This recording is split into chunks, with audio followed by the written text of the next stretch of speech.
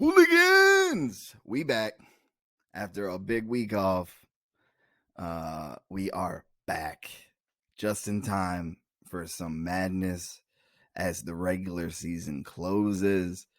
2 weeks left, y'all. 2 weeks left until the playoffs. Still got a lot to see play out. This is about to be a fun episode. We got a lot to cover. 2 weeks worth of content to cover. We got questions to answer. We got crowns to place. So this is going to be a jam-packed episode. Damn, what the hell is that? Something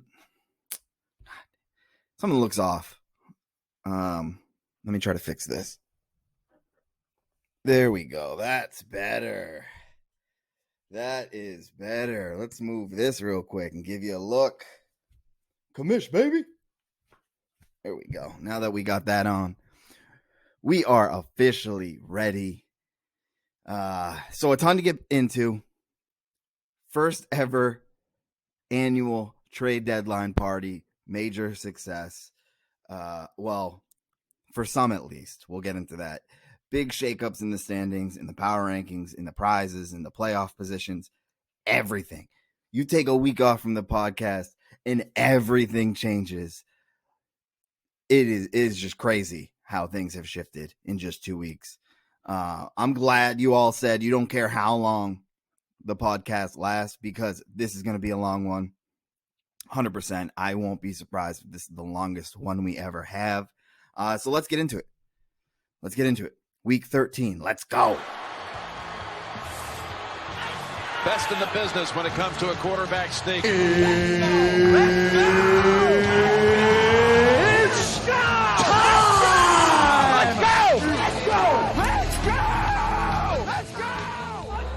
We back. Let's go. Oh, man.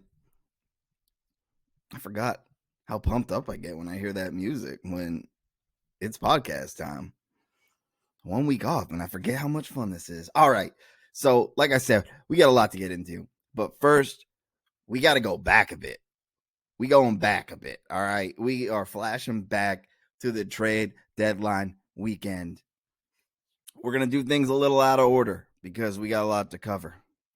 We got some unspoken business to discuss.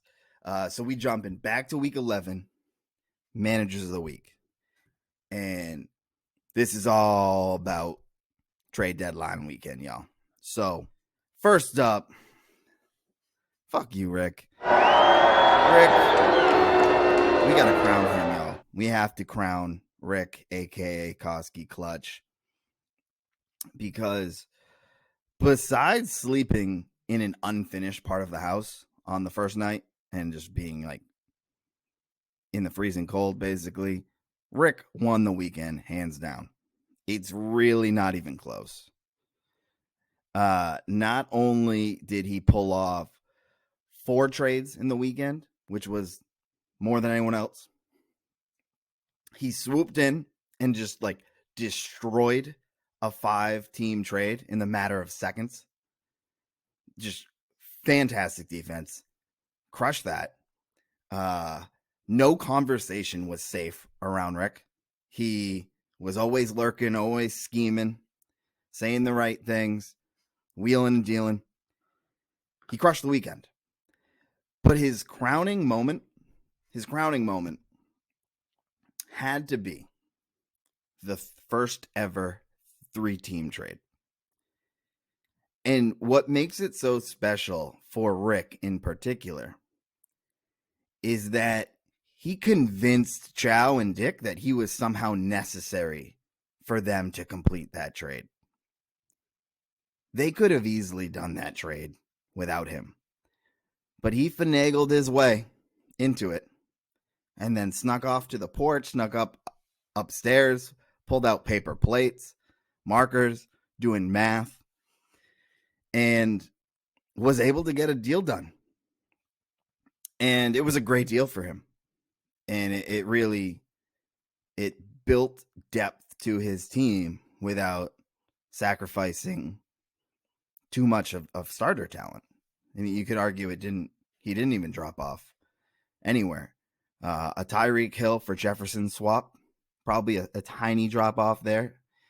And then he basically got Dak Prescott for Tony, so he doesn't have to start Kenny Pickett anymore. It really was just a thing of beauty because Chow and Dick were working on that trade for like an hour at that point. And then Rick emerges as a third party and walks away the winner of that trade. So, respect, dude. Major respect to Rick.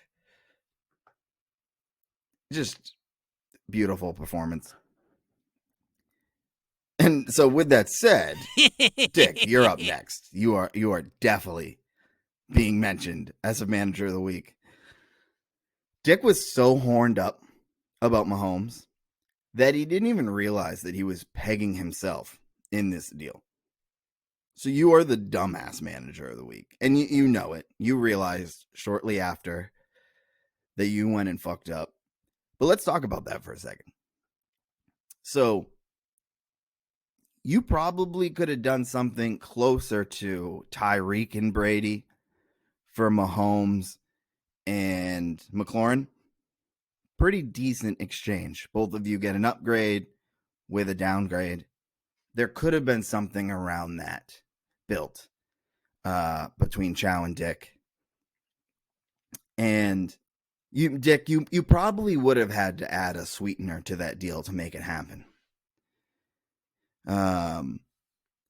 But to make Dak Prescott be like the final piece that made this trade come together, what a sweetener.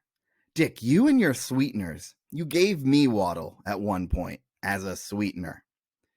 Giving Dak up as like the final touch to a trade, a top 8 quarterback, where now you have to start Baker Mayfield, who is 90% chance of losing his job within one game of playing him.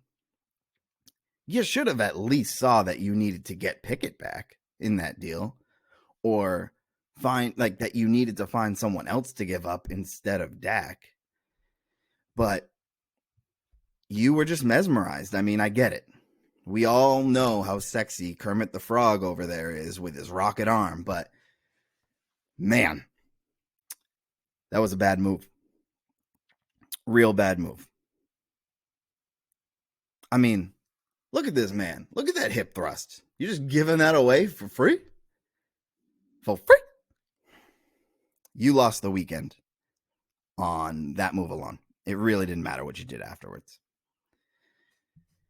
So, yeah, Chow or Dick, dumbass manager of the week. Easy. Chow, you're not off scot-free here, though. You're not all innocent in this. You helped facilitate make this happen.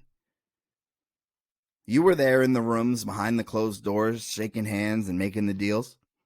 You helped Rick obtain Dak Prescott for essentially Kadarius Toney, a dude with high upside. I'm sure there was some glitter thrown onto him. But like, we're gonna forget that his role was really only that sexy because 2 guys were hurt in the offense. They'd be coming back, and like we're just forgetting about his injury history. So you helped make that deal happen, and not only did you help Rick create a monster, you could have made your team better. You could have done a lot, and I know you know this because we've already talked about it. But you could have done more. You were really stubborn about not giving up week 11 and like not taking guys on buys and making sure you had a full lineup week 11. Dude, you basically had the 1 seed locked up already. You could have thrown away a week. You probably could have got Brady, Tyreek, and Godwin from Dickey for Mahomes and McLaurin. You probably could have found better deals around there. There was a lot of good guys on bye weeks. So I'm not giving you the dumbass manager of the week award. But you clowned yourself because you should have been the clear winner of the weekend, and you left a lot of food on the table. And like I said in the past, you can't leave food around dogs, so they're going to come eat it. And Rick ate it up. So, Chow, you are also a manager of the week just for being goofy. But no podcast is complete without some honorable mentions. So, we have a few honorable mentions here. I'm the first one. I made 3 trades that essentially kept my starting lineup the same, talent-wise, and added some depth. I made 3 trades. I made the first trade of the weekend, blockbuster, and when I look back, my team didn't get any better. And then I get raided by injuries. So like the fact that I didn't get any better, just I fucked myself. So I'm not feeling too confident about my moves or about my team, and I really didn't help myself over the weekend by upgrading. So making at least one major upgrade. Radler, you got to be mentioned because you were the only one in the house that didn't pull off a trade. Joe V even made 2 trades. 2 trades. And he was on a different time zone. He was sleeping when most of the action was going on. He was in a different country. So Joe V, you got to be mentioned because you made 2 trades. You were one of the most active members in the league and you weren't even there. So kudos to you. And then just major shout out to all of you, especially Chris, putting this together. You sneaky sons of bitches had no idea what was going on. Chris, I would have loved some additional decorations, but this was a great surprise. Thank you all for that. You're all great. And I find a lot of pleasure running this league and doing this podcast and making sure we're having a good time. So can't wait to see what we pull out next year. We are definitely going to have like a blackout period during the trade party because things got a little intense. There was people yelling at each other sometimes. People were on their phones. I would love to like look at, I need to look at my phone activity, my screen time during that weekend because it's going to be embarrassing. We're going to need a blackout period next year where we at least have a couple hours where we're just having fun with each other and not discussing trades. But we'll definitely over the summer and the off season talk about the party. Maybe get a few people together who can put it together and take it up a notch. Yes, there's money. A few people have asked about it. I'll get to that at the end of the episode. Just to keep this train rolling. So, the next day after this party, we had week 11 matchups, and these were big weeks. These were big weeks for a lot of teams. We had a lot of teams who were in must-win territory. Either they had to win or they were out. Actually, I don't know if we had anyone who was like had to win or out. They still had like a 1% chance of making it, but it was in theory a must-win situation. So Radler in the first matchup was 100% in one of those must-win territories. He was towards the bottom of the standings. He needed to pack up a few wins in the final 4 weeks to make the playoffs, and he wasn't able to get it done. He had the lowest score of the week. It might have been the second lowest score of all time or of this season. Dan gives him another beatdown. I mean, Silverman's been putting on beatdown after beatdown. This might be his 3rd or 4th win where he had the highest margin of victory. So that set Radler back pretty significantly. Then we had Caveney, who was also in some must-win territory. Not to the point where he was going to be eliminated if he lost, but he needed a few wins in the final 4 weeks, and he wasn't able to pull it off. So Chow got another victory in a row. At least this one was a close matchup. Then we had Joe V and Chris. Both teams needed a win here pretty badly. Joe V needed a win to prevent himself from being in last and to make sure he was still eligible for the playoffs. Chris needed a win to keep himself close in the standings. still give him a fighter's chance. And Joe V was able to pull it off. Chris made trades and traded away his bye week players and still wasn't able to pull off the dub. Had a couple injuries. Shit sucks. And then in the fourth must-win game, we had Deb steal your girl Russell in desperate times versus James, who was in just as desperate times. And this was a very high-scoring matchup. I think it was the highest-scoring matchup of the week between two of the worst teams in the week. But sorry, Dick, couldn't pull it off. James walks away with a 161-point victory. So those were the must-win matchups. Then fighting for playoff position. So we had Berkey, Andy, and Dan Santola, two teams towards the top half of the standings. Berkey needs a win to try to lock in his position in the playoffs. And then Dan Santola was in pretty good shape, but he's trying to get that bye week, so he could definitely benefit from a win. He pulls off the win, bumping him up the standings, and leaves Berkey feeling a little nervous going into week 12. Then we had me versus Rick, two teams that were towards the top of the standings, two teams that had traded away active players for bye week players, trying to increase the chances of them winning a title. And that plan worked for Rick. His team still performed. Mine, not so much.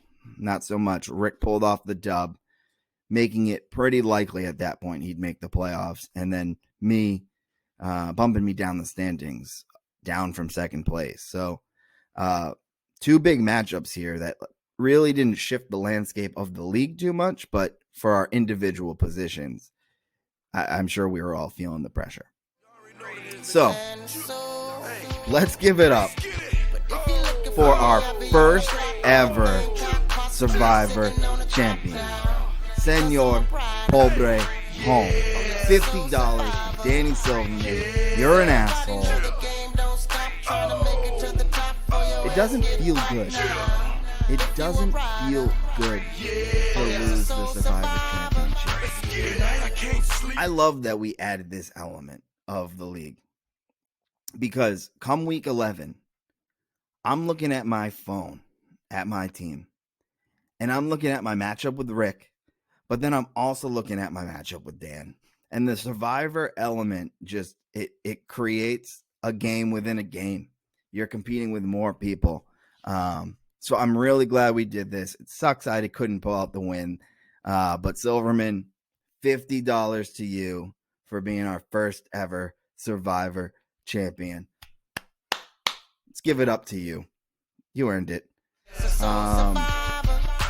Now for our other week 11 winners, we had James pulling off the big victory, $20. Andy Bobandy, Team of the Week award. That's going to you. I'll send that money shortly. And then Dick. Holy shit.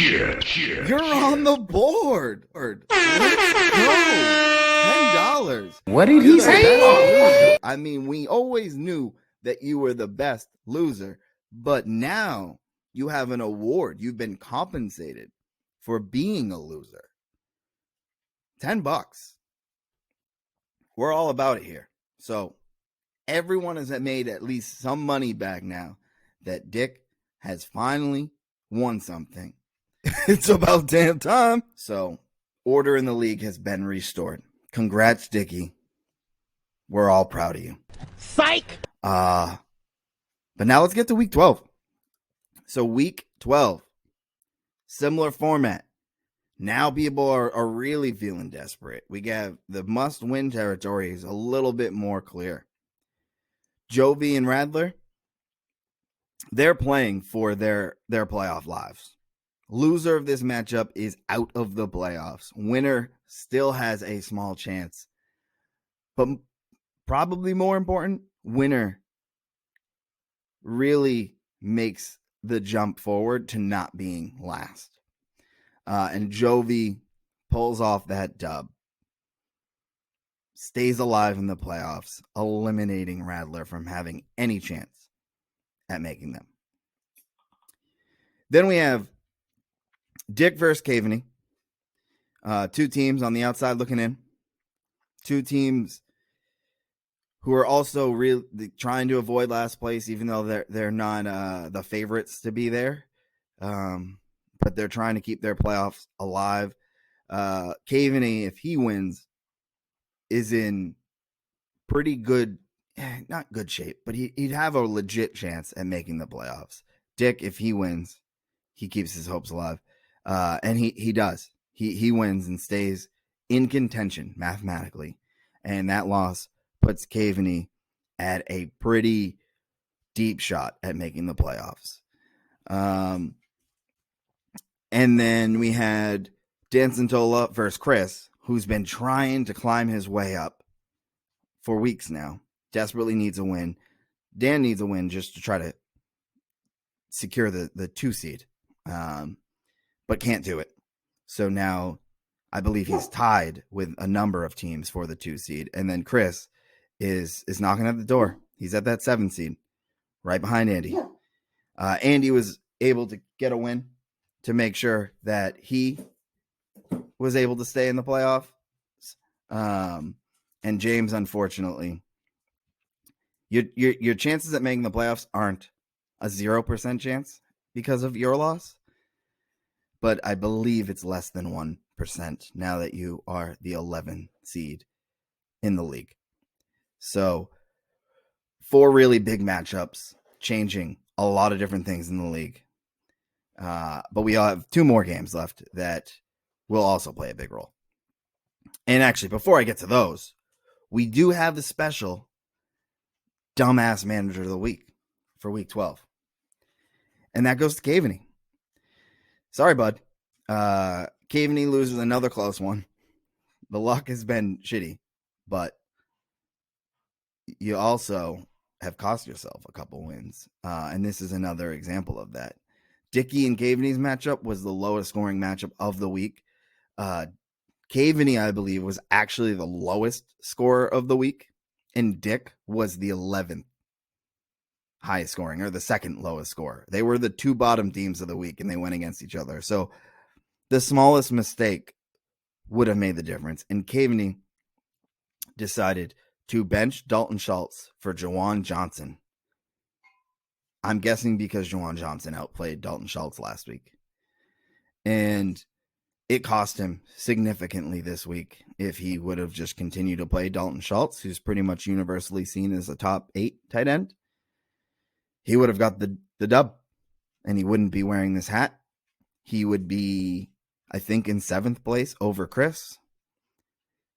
And Dick would be close to last place, maybe 11th, 10th. So for that, Caveney, you're the Dumbass Manager of the Week. But our 2 final matchups, 4 teams fighting for playoff position. All teams were top 4 teams, top 5 teams at the time. I went against Chow. Chow's on a hot streak. Can I finally do it? It looks like I have a chance. No, I cannot do it. Can't pull it off. I had 2 chances to lock up my playoff position. Lose both of them. I am at risk of falling out of the playoffs. It's not a high risk, but there's a risk. Chow, not only does he get another win, he secures the number 1 seed. He secures a bye week. One of the most valuable prizes in fantasy football. Chow has secured a first-round bye in the playoffs. So kudos to you. We've been shitting on your team all season long, saying it's the most overrated team we've seen, the worst team to be a 1 seed, I think were words that were used. But Jamal Williams is a dog, and your team's just out there killing it. In the second matchup, we had Rick versus Dan. 2 teams fighting for that second bye week. If Dan wins, he is in very good position to obtain that. If Rick wins, he's right there in the mix, and Rick pulls it off behind one of the highest scoring performances this week. So he is now tied with his brother Dan and Dan Silverman in contention for that 2 seed. So shit went down all week long. Money. It's only fitting that Andy wins another Andy Bobandy Team of the Week. This award was named after you for your performance last year, and you have been cleaning up these awards. This is your third one, I believe. Absolute bullshit. Hate it. Hate all of it. Andy's crying about his team a few weeks ago, and there he is again, dropping 180. And then me, I'm on a losing streak, but at least I won $10. Got that. So it is what it is. But let's talk about, the season prizes. Chow, with that 1 seed locked up, you also have locked in $50 more to your bankroll, bumping you to $70. You've already won back, what's that math? 35% of your buy-in. So kudos to you. Silverman, you're the Survivor champ, winning $50, bumping you to $80, making you the highest earner on the year so far. You have 40% of your bankroll. But we have 3 more prizes to be decided. 3 more prizes. Andy's back on top for the points after his 180-point lead or point week.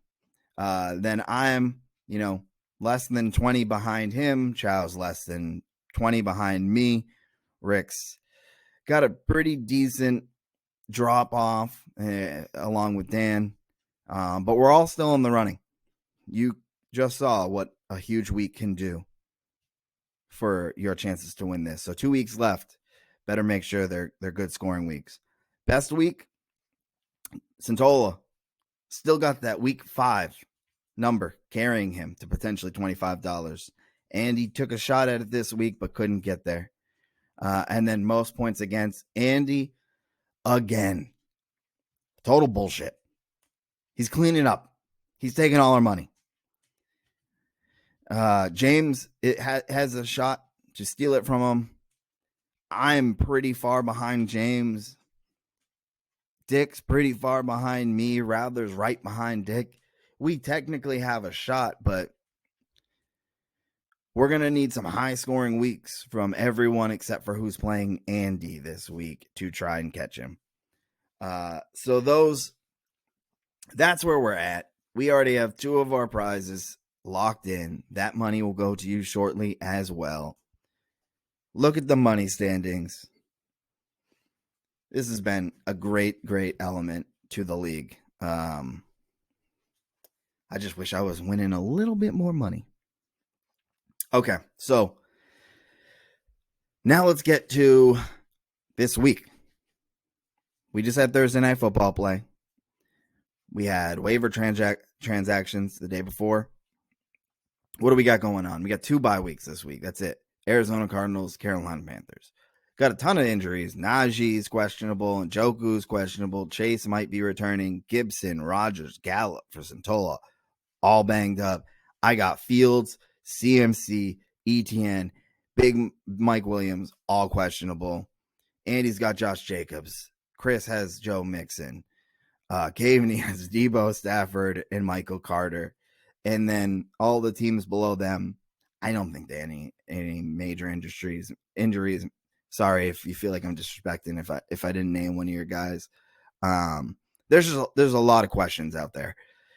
That sucks. That's a stressful time of year, be having the injury bug, but we've all dealt with it at some point. So what do we do with this? Let's get into that. Here comes the money. Here we go. Money talk. Here comes the money. I know you missed it.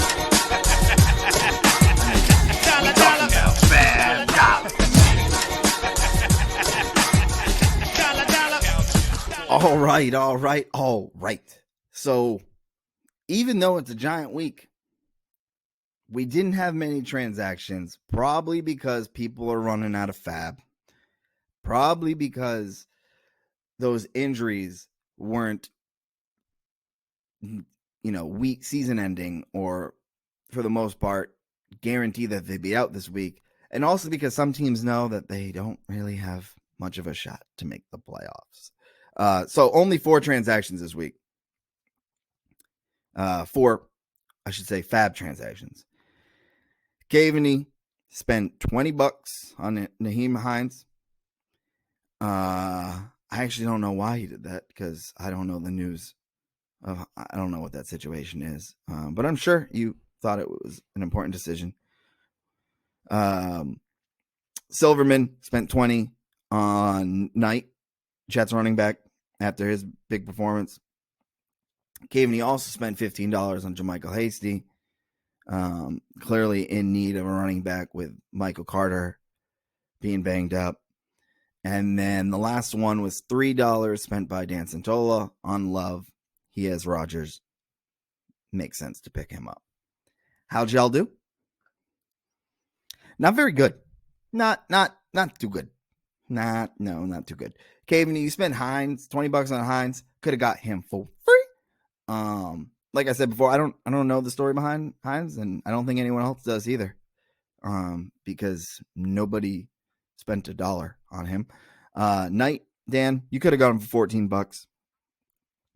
Wasting $6 this time of the year. You got to do what you got to do. Gaveney also, Hasty, could have got him for 15. Or you spent 15. You could have got him for $1. So in total, you wasted $34 this week. Not your best week ever. Also not your worst week ever because you wasted $75 on Cordero Patterson one year. And then last, Jordan Love, Dan, could have got him for free, but you only spent $3 on him, and you need him more than anyone else. So, makes perfect sense. Rick, I see you're not on here. What did you do? I'm Pickle Rick! Not too much. I think you only made 8 moves in the past 2 weeks. Pickle Rick, you're not even going to come close to 100 at this rate. Pick it up. I'm at 48. Chris is at 40. And then I think we have a couple people in the 30s, and then everyone else below that. So that's the transaction count. Let's get to the power rankings. Now, it was different. This round of them was tricky. One, because it includes last week's power rankings that were never shared. So there's a lot of movement because this includes 2 weeks of activity. But it was also tricky because if you're locked into the playoffs, you obviously have to get a bonus for that. If you're locked into a bye week, you definitely get a bonus for that. If you're out of the playoffs, you got to get penalized for that. So this week's editions, the commish adjustments had to take into consideration the playoff positions as well, and if you've clinched or not. But let's get into them. I feel like most of them are pretty obvious, but then there is some maybe questionable ones. So top 4 was easy. If you've locked into the playoffs, you got to be in the top 4. Chow was also easy. He's won 10 in a row. He's the locked in number 1 seed. He's in at the 1 spot. There's really no changing that just yet. And this actually was the first time ever where Coach Graceffa agreed that Chow should be in the top spot. Wildly enough, he was tied with Rick in his rankings by his algorithm for that number 1 spot. Now, Rick, he's at number 2.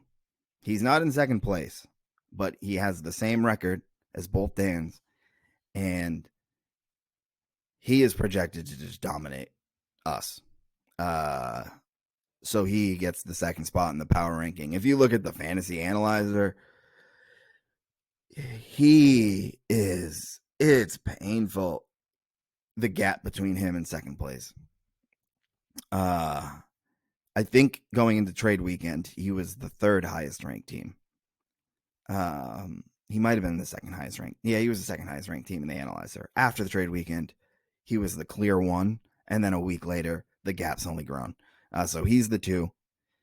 Silverman, you're the 3 now. You're in second place. Great team. You just took a loss. You're at 3. Your playoff position is safe. Now you're fighting for the second bye week. Dan Santola, very similar situation as Dan Silverman. Your playoff position is locked in. You're fighting for second place. Coach Graceffa just didn't have you as high as the other 4 locked-in teams. Then I'm at 5 simply because I'm a win away from securing my playoff spot. I'm on a 2-game losing streak. I believe I've fallen significantly in the Fantasy Analyzer rankings due to some injuries. It's not looking good, but I only need 1 win, and I'm in the playoffs. Berkey, even if you win, you're technically not locked into the playoffs. But that points lead you have on everyone else who's trying to get in, besides me, is so significant that you should be good with just 1 win. But if you lose, you're in some really risky water. So that 6th position is yours easily, but giant week for you. Chris, very similar situation, but just on the flip side. You're a game out of the playoffs. You desperately need a win, and you won last week. You get a win this week, and Andy loses, and it's going to come down to that final week. You lose this week, and Andy wins, and you're out of the playoffs. So, Andy, Chris, so much rides on you. Chris, it is your time to earn that 6th seed in the power ranking. So, make the right moves. I know you're last in scoring on the season, but we trust you. Come on. You got this. Caveman, sitting at 4-8. He's 7th in scoring on the season. He's on 2 back-to-back losses. Man, that loss last week really hurt you. You wouldn't be relying on so much to go right for you to make the playoffs. You need an Andy loss. You'd benefit significantly if you had a Chris loss, and you need to win. You don't win, you're out of the playoffs. Jovi, you don't win, you're out of the playoffs. Dick, you don't win, you're out of the playoffs.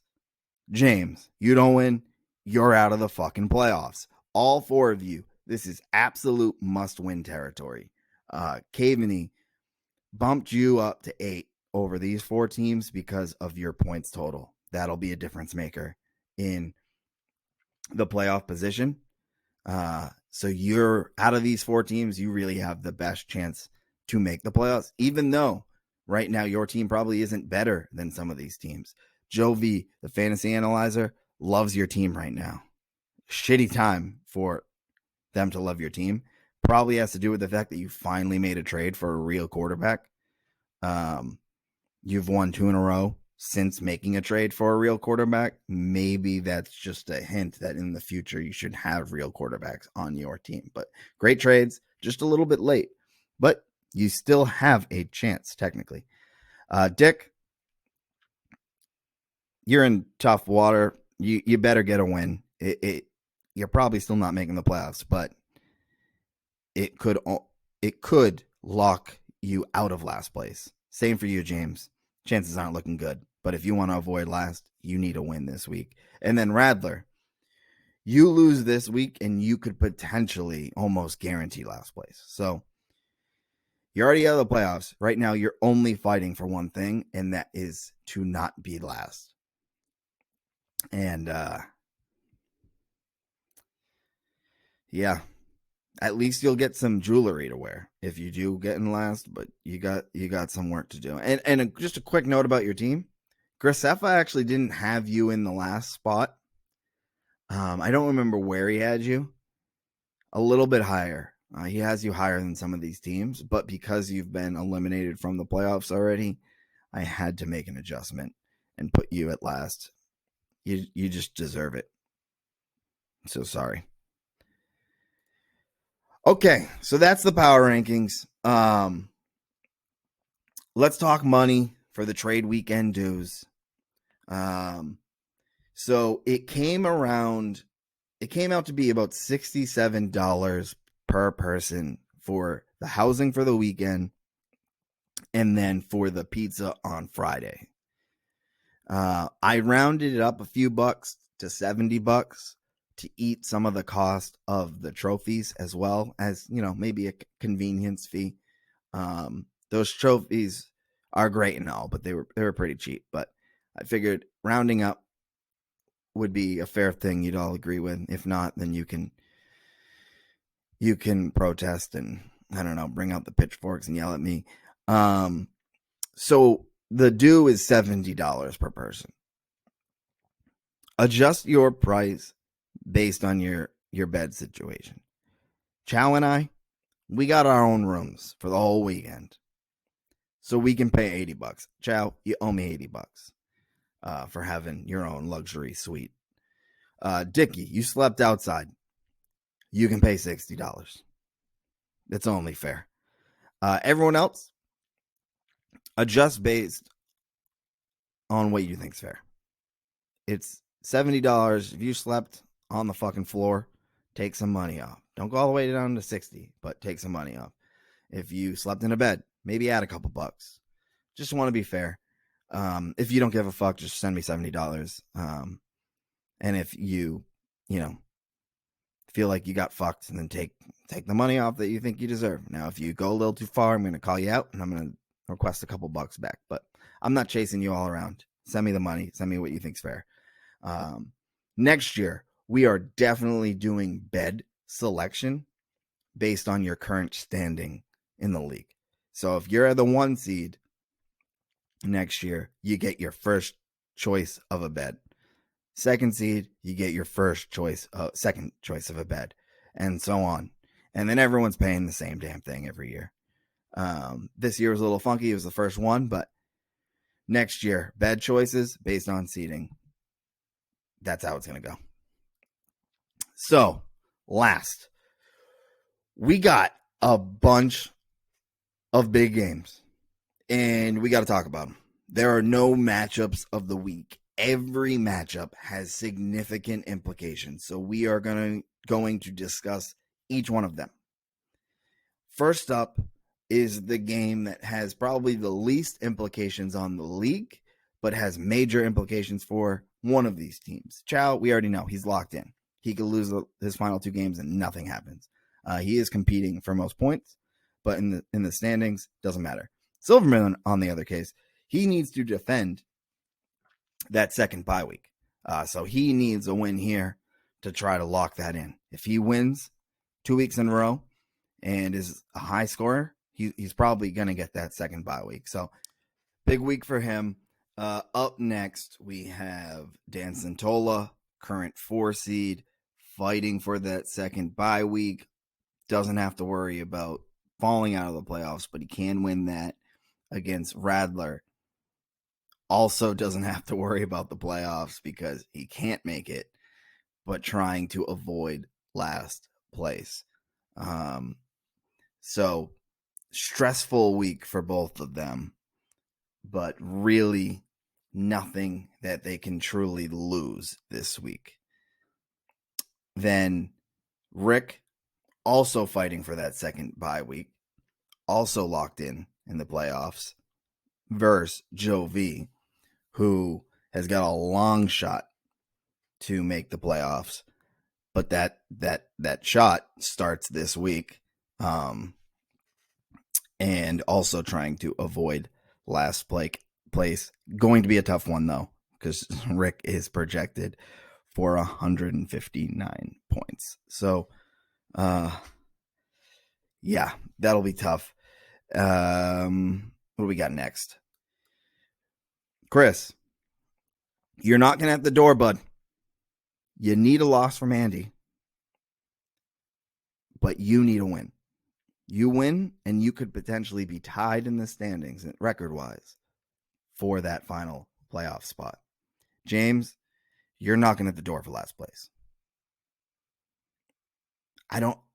and you might have come in last already before, James. So this would be your second, I believe. I don't know. Silverman could tell us. He's got the trophy with all the names on it. So you got some. You're in some risky waters there. You need a win as well. Then Caveman, he needs a win or he is eliminated from the playoffs, I believe. I need a win so I can lock my playoff position in. I also need a win if I want any chance at a second first round bye. Not looking likely for me right now, but I do have the points advantage over most teams. So I need a win. Caveman needs a win. Next week, our two teams will really have a big matchup depending on who we play. And then Berkey, you win. You're just about guaranteed to be in. You will be if Chris loses. So huge week for you, and you really decide a lot of other teams' fates. Dick, you're in the 9th spot, higher than where you've been most of the season, but you only have 4 wins. You lose, and you are at risk for being in dead last. You win, you're still probably not making the playoffs, but you got a chance. So a lot on the line. After saying it all out loud, I don't even know if I follow it all. The 2 through 4 seeds are all fighting for that second bye. Andy and Chris at 6 and 7. There's a lot on the line there. And then everyone else below them is really fighting to avoid last, but still technically has a chance. And if you remember last year, I was in one of those situations where I needed multiple things to happen over the final 2 weeks. I needed to win both. I needed multiple teams to lose 2 in a row. And somehow I snuck in. So if you feel like your season is over, do not give up. The only one whose playoff hopes are over is Radler. You still got a chance. Anyone can make a huge jump with a huge week. So keep fucking fighting. That's it. That's the podcast. Super edition. We'll see how long it is. Go make your moves. Get ready for week 13. Send me $70-ish and let the games fucking begin. 2 weeks away from the playoffs. What a league we have. It's been a blast, y'all. Peace out. Hey, bud. Come on up. You know, I don't know if my team will win this week. They haven't been very good lately. They've been letting me down. Man, I would just love, like, some guys could get 21 points, you know? That's all I'm hoping for. Just a few guys to get 21.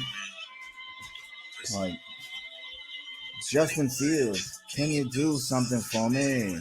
Can you get on the field again for me? And Deshaun, can you do something for me?